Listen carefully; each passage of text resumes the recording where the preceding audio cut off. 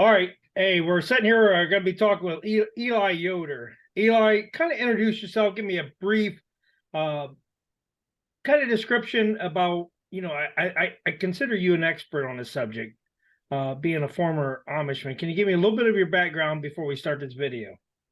Yeah, my name is Eli Yoder. I grew up in a very old order Amish community, kind of what they would call original from where it started. They want to keep the original traditions. There's a few others that might be a little bit more strict than where I come from, but it's one of the most strict that is still in the state of Ohio for sure. Hmm. All right. And I know we've done a video before. I think we actually did with Ashland Source the last time, but I wanted to kind of do a follow-up. We got some stuff that's getting ready to happen here in Ashland. So I just want to run it by you, kind of get your thoughts and see what you think is going to happen. Couple things. Friday at 1 o'clock, there's 26 Amish going to be appearing before Judge John Good here in our municipal court building. All that have refused to pay their fines, refused to do anything. Pretty much everything. What are your thoughts on that? I mean, it's you can do they really think that you can just simply refuse and nothing's going to happen? Or, and I want to get a little bit into them saying we'll go to jail, but we don't care. Yeah, it's not that they don't think that nothing's going to happen, but they are used to this in history from their forefathers, that if they stand up for their faith and their religion, their tradition, or what their beliefs are, they do believe they're going to get their way. That's how the old order system has always operated. I remember always hearing my grandfather on both sides, my mom and my dad's side, kind of boasting about how they got their way in the 70s, with when it comes to the Orange Triangle in my old order community. They were jailed. The jail was filled. I mean, they had to transport some to other counties. They look back at that and they believe that is an honor. So it's not that they don't believe that nothing's going to happen. They know something is going to happen. They just believe that if they stand firm, that they're going to win at the end. I was sitting the last hearing they had uh, uh, Fred Oxley, the magistrate down there, super nice guy. If you ever meet him, I mean, he's a joy to talk with. But they went before him and they said, he said, okay, so how are you going to, pay the fines? You want to set up a schedule or what? Well, paying is not an option. It goes against our religion. So it's against our religion to pay the fine. It's against our religion to put. They said that yellow light flashing, one single yellow light flashing, is too worldly, too flashy for them. What? Maybe somebody doesn't understand, but why is one yellow light considered too worldly and too flashy? Great question. When this law passed in August 29, I believe 2022, when that first went into effect in the state of Ohio, I already knew what was coming because I lived the lifestyle. So what I did anyway is I went out and spoke with one of the bishops in my community, which is in Hardin County. And I asked him, I said, hey, what is the big deal on this flashing light? Kind of like the 70s when the bright orange triangle was considered a different belief. I said, now I know this is either a yellow or an orange blinker. I said, what is your thinking on this? And he just basically looked at me and he says, hey, this is a different belief. This is something that goes against our beliefs and our tradition that we inherited from our forefathers. And he says, we will not do it. It doesn't matter if they put fines on us, give us tickets. He says, we are not going to pay them. So therefore, we're going to, whatever the consequences are, we're going to face those head on. And it really doesn't matter how harsh the court system reacts to this. He basically made it clear that they will even go all the way, even on to death, the way my bishop described it in my church where I come from. He said, even on to death, we will not surrender. I know I find that kind of interesting because nobody's wanting to take their life, but that's some of them that they express that that they're so dead set on this that no matter what it takes. And I know Fred Oxley explained to him, it's $50 a day. You're probably going to sit in jail. And one was like, well, we're not going to jail today. And I was kind of shocked because I was like, like it wasn't, they was fully expecting it. which he made it clear to him in the last hearing. Be prepared, because that's definitely a possibility that could happen. And they'll credit, the first offense for this yellow light is $50. And so that's, that's a day in jail, because they're only going to credit them $50 a day. Some of them has been in there 3 and 4 times now. There's been nearly 100 cited already. 26 is going to appear in court on Friday. The first group is all men. The second group that's coming in the 25th of this month, there's some females in there.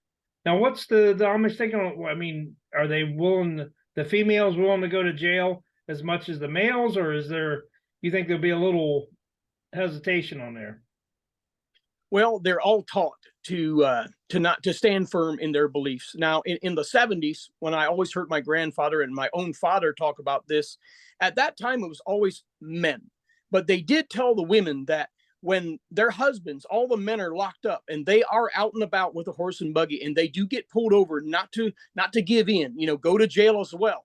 But at that time, I don't think any females went to court. Now, in this particular community, Ashland County, I can promise you with the people that I've been talking with in the Old Order community there, they are telling every single individual, even if they're not baptized yet in the church, men and women, young and old, to stand firm. They're all on the same page. They teach this in the church. They tell them to stand firm. And if anybody goes against that, especially the ones that were baptized and made that oath to follow all of the rules for the rest of their life, they will have consequences and discipline in the church if they surrender that. I know that there's been a couple, since this happened. It was in the first batch that went there. One of the English ladies in the community went and paid one of their fines. She liked one particular Amish kid that she didn't want to see him go to jail. But there's been several other English that has their houses being worked on. And they told me, we don't want them to go to jail. We want our house is done. So they actually went in and paid their fines. So how does the Amish look at that? If English steps in and pays their fine, is that any different or anything? Well, they'll obviously not hold that person accountable for their English friend, the non-Amish friend, to do so. That is, something that they wanted to do on their own. But here's why I don't recommend that.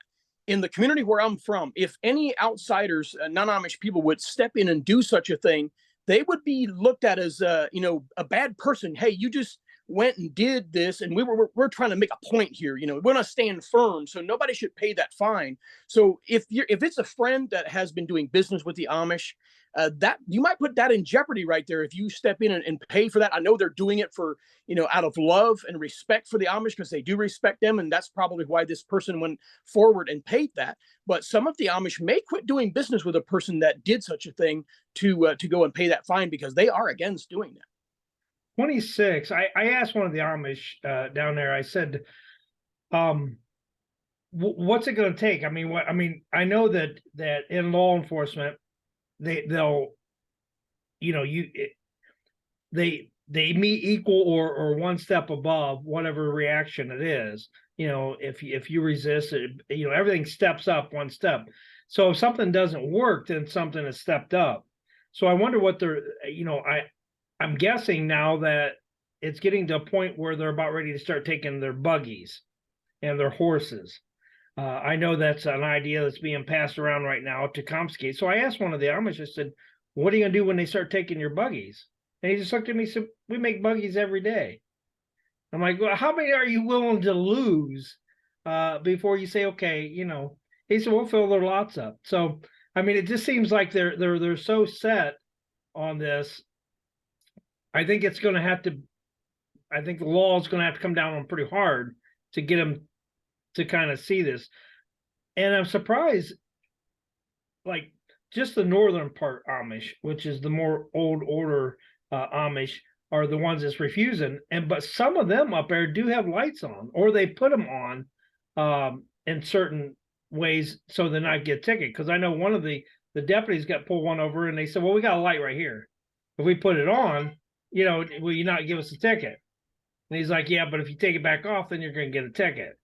And so, I think the following day or a couple of days later, he found that he didn't have it on. But it's just kind of like to me, it's kind of like trickery. Well, they're trying, they're not wanting this. It's up to the bishops. They seem to be anchoring for a fight. And I don't mean to be like putting them out or saying anything bad. It just seems though that they're aching for a fight. How what's your thoughts on that? Well, they're definitely angered for a fight. They're ready. They're prepared. They have meetings. They talked about this through and through. They are very much prepared for that. And I can promise you, they've even talked about this impoundment, of the horse and of the buggy. But one thing that I really want to people to understand is this is not necessarily, even if you take the buggy, let's say you take the horse and you impound them, take it to the local farmers, whatever you do with them, there's going to be other communities that have the same ordinance, the same rules that back them up. They'll be in the community. They'll be making more buggies. They'll replace horses. They'll just keep going. And what I want everybody to understand is this is not necessarily viewed as discipline or punishment. This is actually in the Old Order Amish. This is considered an honor. If you go to this extent, and I hope the judge even understands this, that if you're going to take this and you're going to view this as discipline, you're going to, do this to try to get them to surrender, pay their fines, follow the state law, put the blinkers on the buggy and comply. But they don't necessarily view that as discipline. They actually view this as an honor. I remember my grandfather always talking about how it was such an honor to finally in the 70s to be persecuted, for their beliefs and their rules. They very much talked about the Anabaptists, their forefathers that got persecuted and even killed and martyred for their beliefs and their rules and their traditions. And so they look up to those forefathers. So it is a total honor in their eyes to have this happen right now, because they're in church preaching about this and they have a big smile on their face, and they will say how this is just such an honor to live in a time such as this, to be able to suffer for our beliefs. Because even if they go to death, let's say that happens and they were in prison and they got life in prison. I'm just going to the extreme here. This probably never happened, but let's say they just got life in prison for not complying. They would consider that as an honor, and they would get rewards in heaven for dying for their faith. Let me ask you this way. So how about if they just say, because we need some buildings there for the county and stuff. Couldn't a judge say, okay, we'll do community service and you can build a barn for us for the city or for the county? How do you think that would go down? Well, that would be a little bit more humiliating, just because they're out there, where everybody can see them, and they're doing this in the city for community service. But it's still the same level of, hey, it's an honor to suffer for our beliefs and our rules and our traditions. It's still viewed the same way. It doesn't matter really what type of discipline you use. If it's jail time, if it's fines, if it's community service, all of it is considered persecution, and it's an honor for suffering for their faith. My screen, by the way, let me ask you real quick. What do you think? It looks like we're in a room with this video. Right, I see that. I just tried to Zoom. I actually like Zoom pretty good. It seems to be doing pretty good. I hope it records good. But I appreciate you taking the time. There's a couple other things. There since 2009, there's been a total of 17 fatalities between Amish and four-wheelers, cars, the English and stuff. So at some point you would think that they say, okay, we're tired. If this would save my daughter's life, my wife's life, or something like that, what would be wrong with having a orange flashing light? The ones on the south side of Ashland and the surrounding area, they all have yellow lights, and they have no problem. They said they wish they'd have done this years ago. So I mean, it's for like one extreme to the other. Right. Yeah. There's a lot of the, communities in Ohio right now that even before this law went into place, they had brighter flashing lights. They had other things on their buggies that were much more recognizable after dark to see the buggies. They're more visible. But the Old Order, their system that they have, They really don't even do fellowship with those Amish, which would be considered like New Order Amish, because they don't have the same belief system. They don't have the same rules. They have a different ordinance, and they kind of shun those type of Amish. And they're all different. They all have their own rules and their ordinance that they agree on and vote on and sign off on. And whatever Amish church you're in, when you get on your knees at baptism and you make that oath before God in that church, you're making an oath that you're going to follow those rules that are in that church for the rest of your life if you belong to that church. And so all of the Amish that might be even 20 miles down the road that have brighter flashing lights or even a triangle or whatever have you, they're going to disfellowship them. They're not going to fellowship with them because they believe they have went too far away from the original Amish belief, their original system. And so, yeah, you're going to see a lot of Amish comply to this law, but it's the old order and even some what would be considered Swartzentruber Amish that will not comply at all costs. It doesn't matter really if other Amish give in or not. I remember some of the younger generation, it cracked me up because, I left the Amish when I turned 18, so I was part of the youth group. So we often like kind of challenged the elders and the bishop, like, hey, how about we put safety first? And they always replied back and said, no, there's been a lot of buggies hit, but we trust God. We put it all in God's hands. So what can they do? I mean, if somebody come to you and said, what can we do to solve this? So we don't have 26 Amish going to jail on Friday. What would you say? Well, there's nothing really you can do. They're going to stand firm. I wish I had the answer for that, but I can tell you, the system where I come from, there's nothing you can say to them to get them to give in. Now, in my particular community in Hardin County, they actually did use a 3-inch PVC pipe and they wrapped it with some gray, like dark reflective tape, not yellow, not orange, because those are a different belief. So you couldn't have that color. So they added that to the wheel. And as it goes around the wheel, it's pretty flashy. It kind of does catch your eye. But the sheriff's department in Hardin County allowed them to slide on that. And they did follow a couple buggies and said, you know what? That is kind of flashy. We'll see how it goes. We'll let you slide for now. So in my county, nobody's going to jail. And I don't believe more than maybe 2 or 3 have gotten tickets for it.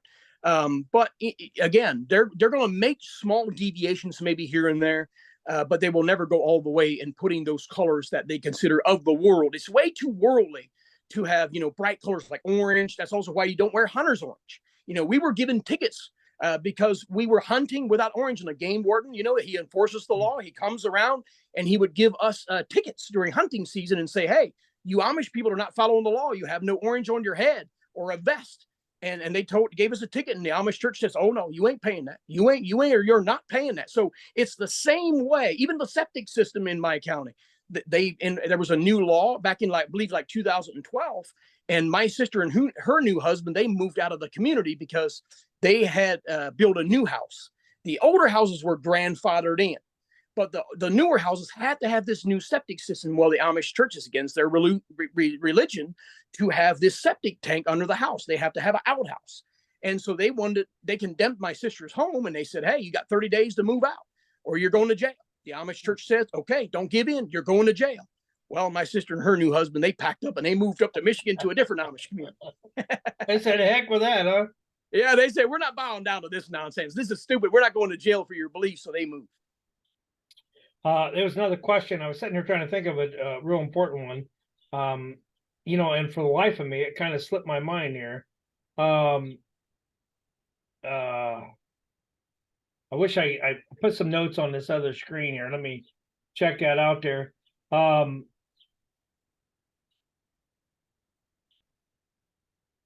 But if I had to answer on what that would be to get them to comply and give in, I would give it to you. But I simply do not, because I do know their mindset, and I know what they preach, and they hold really strong and fast to their original traditions that they have inherited. Yeah, it don't sway a bit. I mean, talking to them, they didn't seem like they was interested at all in any of it. So even if you think taking their buggies, taking their horses, putting them in jail, nothing will change that for the older Amish. No, the church where I can speak for my church, it looks very similar to Ashland County, and I can tell you that you could put them 10 straight years in jail or prison, and they will sit there with a smile on their face, believing that it's an honor to be persecuted for our faith. And they'll have other Amish from other communities come in and help with the fields and the plant, with the chores as far as around the farm and keep the farm going and plant for them and harvest and all of that while they're in jail. What's kind of I think is be big telling is 26 are going to jail, but every time that, even if they was 3 that was even appearing in court, they would be 30 other Amish there. Yeah. I mean, I kind of fully expect maybe 100 or more Amish should be there Friday. And there's kind of a joke there. I don't know if I was telling when I was talking to you earlier on there, that half of the parking lot is one side is county and the other one's city. So we kind of been joking if the Amish horses crap on the, depending on which side they crap, that's whose responsibility. They got the city side and the county side. So I'm curious to see how many is going to be here Friday. And I even asked them, I said, are you expecting a lot here? And he said, oh yeah, they expect so many there Friday that, that most of them they'll ask to stay outside. So, I mean, they show up with everybody. I mean, when they say, yes, your whole family, your brothers and sisters, I mean, they bring a lot with them. Oh yeah, yeah, they always do. They're very well known for that. I just mentioned a little bit ago to you about the septic system, and I remember the picture in the paper for the Kenton Times at that time. I looked at that and I thought, wow, they were just lined up. They told them that you got to stay outside because there's way too many of them. There was hundreds of them there. And they told them that they had to stay outside, and they were lined up down the hallway. Then it turned outside the building. Then it went down the parking lot, and there's just groups of Amish all over the place. But they will, every time there's something like this unfolding, they show up to support one another. That's one thing the Amish are very well known for. It doesn't matter if they have to hire a driver from another state just to come to support that community that is going to court. They will come and support them. I expect that if, there's 26 to appear in court Friday, 26 Amish guys go to jail. I suspect that that'll probably make national news. I've never heard of that many Amish, and Judge Good, I mean, he's pretty straightforward, either, he's not one to, he sticks with he's strictly law. I mean, it's just strictly this. So yeah. I suspect that, unless he comes up with something ingenious, I suspect that probably 26 Amish will be going to jail Friday. Yeah, I would expect that if he's went this far. I remember when I first saw this coming out of Ashland County in your area there. I remember how surprised I was that there finally is a judge that is actually standing up against them, because it's been many, many years and generations since somebody has done this as a judge. And I do believe this. If he's going to go to this extent and this far, you have to follow through with it, because if you don't and you let them have their way, then there's going to be a lot of other people, non-Amish people, that are going to say, hey, if they can get by with it, why can't I? If I've been convicted of whatever, or get a ticket of this and this and this and this, well, we're also people. We're also humans just like them. Nobody should be above the law. So they're going to then in return expect the same. So I actually personally believe that if the judge is going to go this far, he's going to have to follow through with it. That was the question I was trying to think of earlier. I was going to tell you, I had numerous, and I'm serious, how many people had sent, and they said, hey, if the Amish don't have to pay their fines, I ain't paying mine. And it's, I mean, and they're serious, and which is kind of true. I mean, if you're going to let one group say, okay, well, I'm not going to pay the fines. And, the thing about it is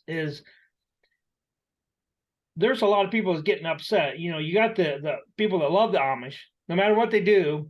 I mean, every time, we had I had a couple bad stories and so on, that Amish was arrested for some criminal offenses earlier. And no matter what they did, they're Amish. They're like special people. And then you have the other ones that hate them, no matter what good they did or whatever they hate them for that. And then you have the ones in the middle. So, but all the ones on all the way up to loving the Amish are all saying, hey, I owe fines, or if I get a speeding ticket, all I have to do is say, well, it's against my religion to pay, just like the Amish. So do you think that this has opened this is kind of they're going to have to do something, because if you're not going to make the Amish pay their fine, if you or I drove on a road and we didn't have lights on our vehicle, they would tow our vehicle right there. We'd get a ticket, and if we didn't pay, we'd sit in jail. That would be no question. You wouldn't even, there's no ands, ifs, or buts about it. So, and I understand they're wanting to try to be patient or a little, handle maybe a little differently with kid gloves. But at some point, you got to take the gloves off and smack them upside the head and say, "This is the law. This is what This is what happens."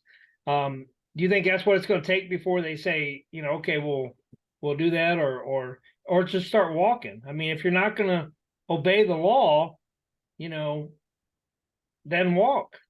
Right. Oh, absolutely. I mean, right now, with the can of worms that's already been opened, you really can't backtrack. You really can't go back and change anything. You're going to have to go forward with complying by the law, enforcing the law. They're doing their job. The state of Ohio passed this law, and it really doesn't matter what your beliefs are, what your religion are, what your denomination is. No one, not even the president of the United States, is above the law.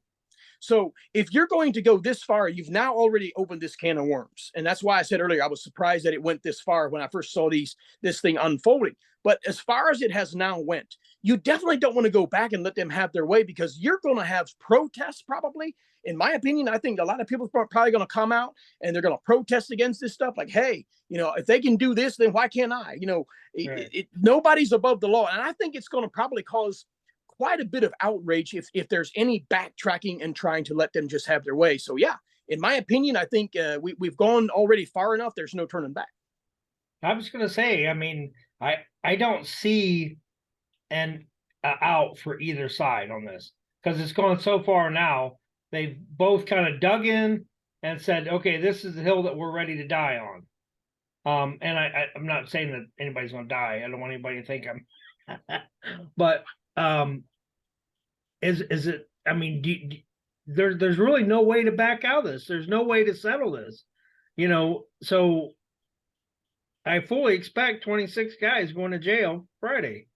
I was going to call them up today and kind of joke with them and say, hey, did you clean out some cells, get some ready, get some room ready? Because we always run it nearly full all the time. I mean, we have people waiting to be put in jail that's been arrested for DUI.